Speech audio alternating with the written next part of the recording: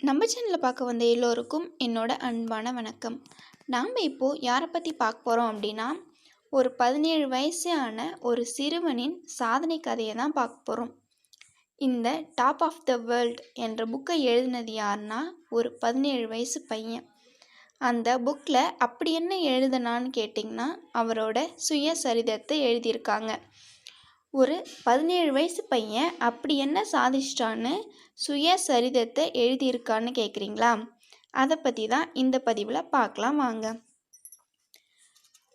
அவரோட பெயர் அர்ஜுன் வாஜ்பாய். இவர் தன்னோட 17வது வயசில் உலகின் மிகப்பெரிய சிகரமான எவரெஸ்டின் மீது ஏறிய மிகவும் இளம் வயது இந்தியர். இவர் பிறந்த ஊர் நொய்டாவில் ஒரு சாதாரண மிடில் கிளாஸில் பிறந்தார்.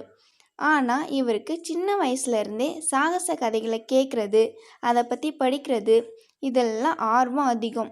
பெரியவனானதும் தானும் இதை போல் ஏதாவது பெரிய சாதனை செய்யணும்னு நினச்சிட்டே இருப்பாராம். தன்னோட 10 வயசு வரைக்கும் சாதாரண குழந்தை போல தான் வளர்ந்தார். ஆனால் முதல் முறையாக மலையேறிய போது அவருக்குள்ள ஏதோ ஒரு கதவு திறந்தது போல இருந்துதான். அதுக்கப்புறமா அவர் ஆர்வங்கள் அனைத்தும் அதன் மீதே இருந்துதான். இவரை போல தாங்க நமக்கும் எந்த நேரத்தில் எப்படி யார் மூலமாக அந்த ஸ்பார்க் வரும்னு சொல்ல முடியாது. நாமும் சாதிக்கணும்னு ஆசைப்பட்டோம் அப்படின்னா எல்லா நேரத்துலையும் ரெடியாக இருக்கணும். அவருக்கு அந்த மலையில் ஏற்பட்ட அனுபவம் இன்னும் நிறைய சிகரங்களை தொட வேண்டும் என்று தோன்றதுனால 3 வருஷத்தில் இமயமலை அடிவாரத்துக்கு வந்துட்டார். இமயமலையும் ஏறி முடிச்சிட்டாரு. அதுக்கப்புறமா என்ன பண்ணுறதுன்னு யோசிச்சா எவரெஸ்டில் ஏறணும் அப்படின்னு ஆசைப்படுறாரு. ஆனால் எல்லோராலையும் எவரெஸ்ட் மலையை ஈஸியாக ஏறிட முடியாது இல்லையா? ஏன்னா அந்த சிகரத்தின் உயரம், தன்மை, குளிர், காற்றழுத்தம், ஆக்சிஜன் எல்லாத்தையும் பார்த்து அதுக்கப்புறமா அந்த சிகரத்தில் ஏறுறதுக்கு நம்மளோட உடல் தகுதியான உடலா அப்படின்றது எல்லாத்தையும் செக் பண்ணி தான் அனுப்புவாங்க. அப்படி அனுமதியும் வாங்கிட்டாரு. ஆனால் அந்த மலையில் தனியாலாம் ஏற முடியாது. ஒரு மலையேற்ற குழுவோட சேர்ந்து தான் போகணும். தன்னோட பொருட்களை எடுத்து செல்ல ஆட்கள் அப்படின்னு நிறைய ப்ராசஸ் இருக்குது. இதெல்லாம் ஒரு சைடு இருந்தாலும் அர்ஜுன் மலையேற விடாமல் முதல் தடையாக வந்தது அவங்க பெற்றோர்கள். ஏன்னா அவருக்கு அப்போது 17 வயசு தான் ஆச்சு. அதனால் அவர் மலையேறத்தை பார்த்து பயந்தாங்க. ஆனால் அவர் யார் பேச்சையும் கேட்குற மாதிரி இல்லை. நான் போயே தீர்வேன் அப்படின்னு ரொம்ப அடம்பிடிச்சார்.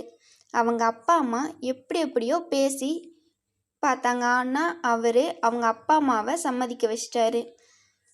இந்த பயணத்துக்கு 30 லட்சம் வரை செலவாகுமே, திடீர்னு அவ்வளவு பணத்துக்கு எங்கே போவோம்னு யோசிக்கிறாங்க.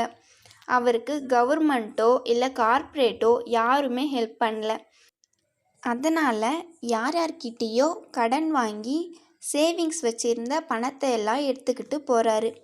ஆனாலும் அவரால் தன்னோட பயணத்தை தொடங்க முடியலை. ஏன்னா அர்ஜுன் சின்ன வயசு பையன்றதுனால அவரை கூட்டிகிட்டு போக எந்த குழுவும் சம்மதிக்கலை. ஆனாலும் அவர் விடுற போல தெரியல. தனக்கு எல்லா தகுதியும் உண்டு அப்படின்னு நிரூபித்து காமிச்சார்.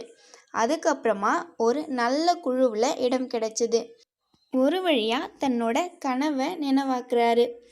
அந்த சிகரத்து மேலே ஏறுறப்போ அவர் பார்த்து வியந்த காட்சி, அவர் எதிர்கொண்ட சவால், தன்னை தயார் கொண்ட விதம் என எல்லாத்தையும் அந்த புக்கில் எழுதியிருக்காரு.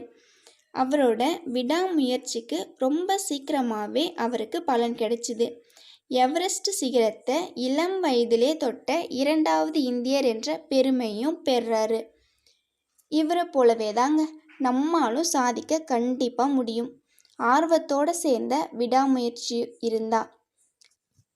அதனால் உங்களால் முடிஞ்ச முயற்சியை கண்டிப்பாக செய்யுங்க. நமக்கான கதவும் கண்டிப்பாக திறக்கும். நாமும் வெற்றி பயணத்தை தொடங்கலாம். உங்களுக்கு டைம் கிடைச்சா அவர் எழுதின புக்கை படித்து பாருங்கள். மாற்றம் ஒன்றே மாறாதது, அந்த மாற்றம் நம்மிலிருந்து தொடங்கட்டும் என்று கூறி விடைபெறும் நான் உங்களில் ஒருத்தி. நன்றி, வணக்கம்.